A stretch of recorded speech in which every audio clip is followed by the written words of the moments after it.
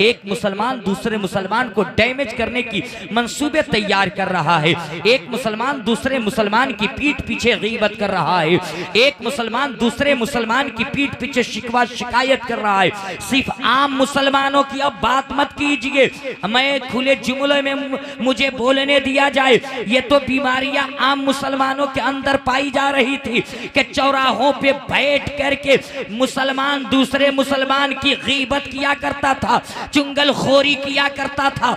मगर आज के जमाने में इल्ला माशाअल्लाह, मैं सबको नहीं कहता, चंद ऐसे लोग हो गए हैं जो अपनी खिताबत की जौहर को चमकाने के लिए, खिताबत की दुनिया में नजराना बनाने के लिए एक दूसरे की पीठ पीछे मिंबरे रसूल पे चढ़ करके गीबत करते नजर आ रहे हैं। एक बोलता है फला शायर ऐसे पढ़ दिया है, दूसरा बोलता है फला खतीब ऐसे बोलता है। सबका लबो लहजा अलग है, सबका पढ़ने का अंदाज अलग है, सबका बोलने का अंदाज अलग है। मेरे दोस्तों, यार से यारी जब करनी है तो यार की बोली बोलनी होती है। जोर से बोले ना, यार की बोली बोलनी होती है। अगर कोई वैशाली का रहने वाला वो बंगाल के एक आदमी बंगाली से मोहब्बत कर ले और बंगाली बंगाली जबान में मोहब्बत की बोली बोले और बिहारी बिहार की भोजपुरी में अपनी प्रेम की पाठ पढ़ावे, तो मेरे दोस्तों दोस्ती चलेगी? जोर से बोले ना, दोस्ती चलेगी? नहीं चलेगी मेरे दोस्तों। उसके लिए जरूरी है या तो ये वैशाली का रहने वाला बंगला बोलना सीख जाए या बंगाली बिहार की भाषा सीख जाए, तब दोस्ती को बरकरार रखा जा सकता है, दोस्ती कायम रह सकती है मेरे दोस्तों। मगर आज ऐसे ऐसे खतीब हो गए हैं, ऐसा लगता है कि एफएम रेडियो की तरह पब्लिक समझे या ना समझे अपनी बोली बोलते चले जा रहे हैं और जबान की लबकुशाई करने वाले, लंतरानी हाकने वाले एक दूसरे की गीबत किया करते हैं। कुरान फरमाता है वला यग़तब बादुकुम बादन युहिब्बु अहदकुम अय्याकुलु लहमन अखी मैतन फकरितुमूहु।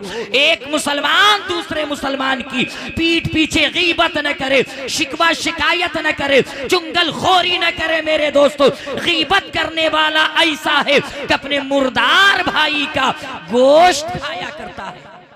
मगर मेरे दोस्तों, आज हमारे समाज में एक अजब सी बीमारी फैल गई है, बहुत भयानक बीमारी फैल गई है। वो बीमारी क्या फैली है कि आज मुसलमान खुलेआम शराब पी रहा है, आज मुसलमान खुलेआम जुआ खेल रहा है, आज का मुसलमान खुलेआम सूद वसूली कर रहा है, सूद पे अपने रकम को चला रहा है। आइए मेरे दोस्तों, हबीब आजमी की बारगाह में आइए। कौन है हबीब आजमी? बहुत पाए के बुजुर्ग गुजरे हैं। हबीब आजमी है मेरे दोस्तों, बहुत बड़े दौलतमंद थे, बहुत बड़े रऊसा से, बहुत बड़े ताकतवर थे, बहुत बड़े मालदार थे। आप अपने पैसे को सूद पे चलाया करते थे, शराब भी पिया करते थे, जुआ से कमाया करते थे। हबीब आजमी की अजब सी हालत है मेरे दोस्तों। एक आदमी को आपने कर्जा दे रखा था जो बड़ा मुफलिस था, बड़ा गरीब था, बड़ा तंगदस्ती में जिंदगी गुजारता था। और हबीब आजमी की ये पुरानी और बहुत मजबूत आदत थी कि जिसके यहाँ वो कर्जा देते, अगर कर्जा वसूलने के लिए, सूद वसूलने के लिए उसके दरवाजे पे चले जाते तो खाली हाथ लौटा नहीं करते थे। अगर वो सूद का पैसा नहीं देता तो उसके सामान को उठा लेते थे, उसके सामान को जब्त कर लिया करते थे।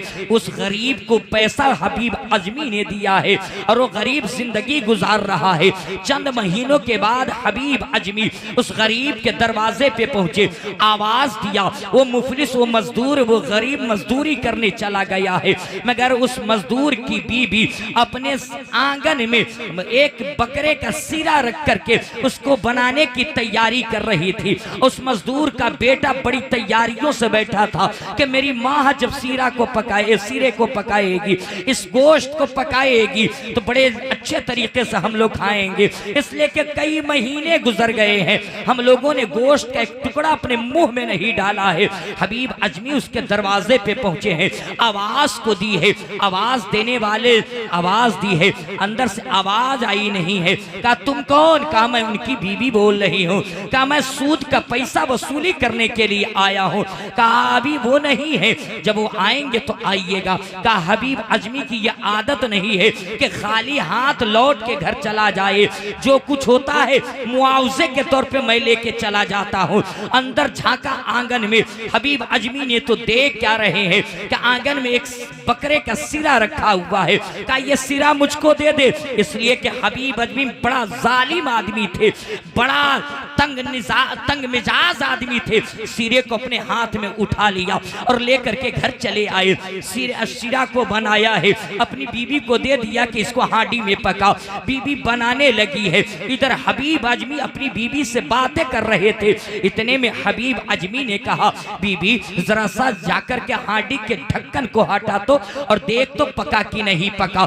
जब हबीब अजमी की बीबी गई है और बर्तन के ढक्कन को हटाई है तो पुकार उठी, ओ मेरे सरताज, ओ मेरे शौहरे नामदार, दौड़ करके आओ, दौड़ करके आओ। अजब सी हालत हो गई है। जब हबीब अजमी दौड़ करके गए तो देख क्या रहे हैं कि पूरा हांडी खून से लथपथ होकर के डब डब कर रहा है। अजब सा हालत बन गई, अजब सी हालत बन गई है। हबीब अजमी ने देखा है, फौरन उसी वक्त तौबा किया कि परवरदिगार मैं तुझे साक्षी मान करके तौबा इस्तगफार करता हूँ। आज के बाद मैं ब्याज नहीं चलाऊंगा, आज के बाद सूदखोरी नहीं करूंगा। परवरदिगार वतूबु इलल्लाहि तौबतन नसूहा के मिक़दार लौट रहा हूँ। और हबीब अजमी कल के दिन आवाज लगाई, जिन लोगों को मैंने पैसा दिया है सूद और ब्याज और रकम के साथ साथ मैंने माफ कर दिया है। और घर के अंदर जितने दौलत थे, जितने रुपये पैसे थे, सारे रुपये पैसों को हजरत हबीब अजमी अब बांटने लगे हैं। कहा मेरे रब के नाम पे ले जाओ, खैरात ज़कात करने लगे। दौलत के 3 हिस्सा बांट दिया है हबीब अजमी ने। चौथा हिस्सा जब बांटने लगे तो बीबी बोली कि सब बांट दोगे तो क्या खाओगे? कहा ये मेरी बीबी, दौलत कमाने में वो मजा नहीं आया है जो रब के नाम में बांटने में मजा आ रहा है। हबीब अजमी पूरी दौलत को बांट दिए हैं। अब सुबह को निकलते मजदूरी करते घर को आते, मगर मजदूरी तो करने जाते मगर काम नहीं मिला करता था। कई रोज आए गए। एक दिन बीबी बोली, ए हबीब अजमी आप काम पे जाते हैं, काम भी किया करते हैं, पैसा क्यों नहीं लाया करते? अचानक एक आवाज निकल गई हबीब अजमी से कि मेरा मालिक 10 दिन में तनख्वाह दिया करता है। हबीब अजमी कमाने नहीं जाया करते थे, सुबह सवेरे घर से निकलते और कहीं दूर आबादी में चले जाते, मस्जिद में मुसल्ला को बिछाते, दिन भर अल्लाह अल्लाह करते, रब की इबादत करते और शाम होते घर चले आते। 9वां दिन गुजरा है, 10वां दिन आया है। जब वो कमाने जाने लगे तो हबीब अजमी की बीबी बोली, ए मेरे शौहरे नामदार आप जा रहे हैं, आपका मालिक आज पैसा देगा ना, घर में कुछ खर्चा नहीं रह गया है। हबीब अजमी कहते हैं मालिक ने तो वादा लिया है कि मैं तुझको 10 दिन में मजदूरी दूंगा। हजरत हबीब अजमी अपने घर से निकले, उसी मस्जिद में चले गए, मुसल्ला को बिछाया है, रब की इबादत करने लगे। रब से कह रहे थे परवरदिगार मैंने कोई मजदूरी नहीं की है और मैंने तू मुझसे वादा भी नहीं लिया है कि 10 दिन में मजदूरी देगा। मैंने बीबी से ऐसे ही दिलजोई के लिए कह दिया है। परवरदिगार आज मेरा क्या होगा? आज तो मैं झूठा साबित कर दिया जाऊंगा, आज मुझे बीबी की नजरों में रुस्वा किया जाएगा। इधर हजरत हबीब अजमी मस्जिद में रो रहे थे, रब के घर में रो रहे थे। अचानक इनके दरवाजे पे किसी ने दस्तक दी है।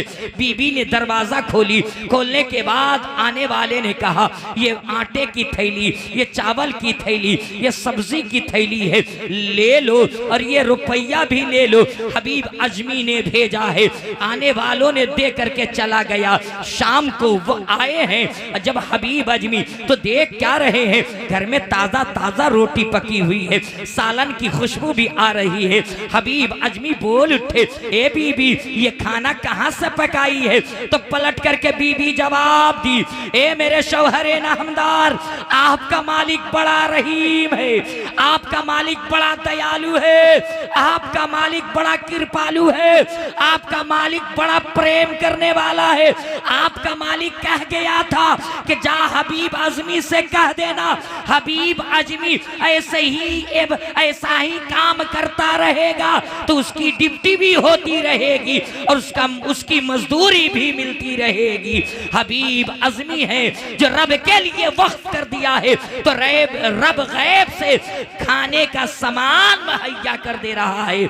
मगर आज का मुसलमान कैसा मुसलमान है जो अपनी रोजी चलाने के लिए मेरे दोस्तों, अपनी जिंदगी गुजारने के लिए मेरे दोस्तों सूद पे पैसे चलाया करता है। शराब बदन को मजबूत करने के लिए शराब भी पिया करता है। हजरत मौला अली मुश्किल कुशा फरमाते हैं कि अगर समंदर का बहता हुआ समंदर हो तो गियानी वाला समंदर हो और समंदर में शराब का एक बूंद गिर जाए और समंदर का पानी हर कतरा कतरा सूख जाए और समंदर में घास उग जाए और उगने के बाद अगर कोई ये कहे कि अली तुम अपने घोड़े को इस समंदर के लहलहाती घासों को खिला दे, तो अली गवारा नहीं करेगा कि जिस समंदर में शराब का बूंद गिरा हो उसके घास को अली अपने घोड़े को खिलाए। मगर आज मुसलमान गले के नीचे शराब की बूंद को उतारता है। आज का मुसलमान गले के नीचे शराब गटागट उतारता है। जिस गले से रब का नाम लेना चाहिए था, जिस गले से मेरे रब के जिक्र करने चाहिए थे, उस गले के अंदर हराम चीजें डाली जा रही है। और हराम चीज की बात कर रहे हैं, हजरत बहलोल दाना है, हजरत बहलोल दाना है ना। एक मर्तबा हारून रशीद बहुत बड़े बादशाह थे और आलिम भी थे। एक मर्तबा दावत पे बुलाए हजरत बहलोल दाना को और बुला करके कहा, बहलोल आइए खाना खाइए, है ना। तो हजरत बहलोल दाना ने कहा, हारून रशीद आप तो मौलाना भी हैं, पढ़े लिखे भी हैं और बादशाह सलामत भी हैं, बताइए कि खाने का तरीका क्या है?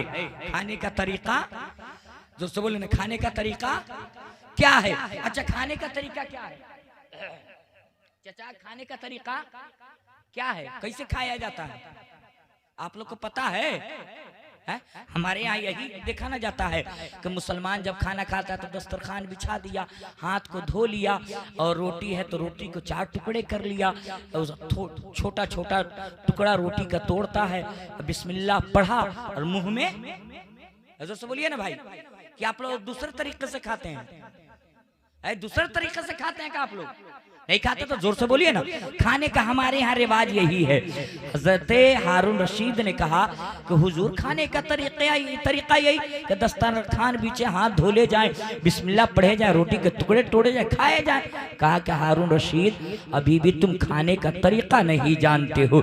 कहा हुजूर वो पढ़े लिखे थे, बुजुर्गों से जुबान थोड़ी लगाते। कहा तो फिर खाने का तरीका क्या है? तो हजरत बहलोल दाना फरमाते हैं, ए हारून रशीद खाने का तरीका ये है कि बिस्मिल्लाह पढ़ने से पहले, हाथ धोने से पहले, दस्तरखान बिछने से पहले ये देखो कि जो लुकमा खा रहे हो ये लुकमा हराम का है कि ये लुकमा हलाल का है। अच्छा हराम चीज पे अभी बिस्मिल्लाह पढ़ दिया जाए तो क्या वो जायज होगा? ऐसे समझिए ना, ऐसे समझिए नहीं हो सकता। हराम है तो हराम ही रहेगा।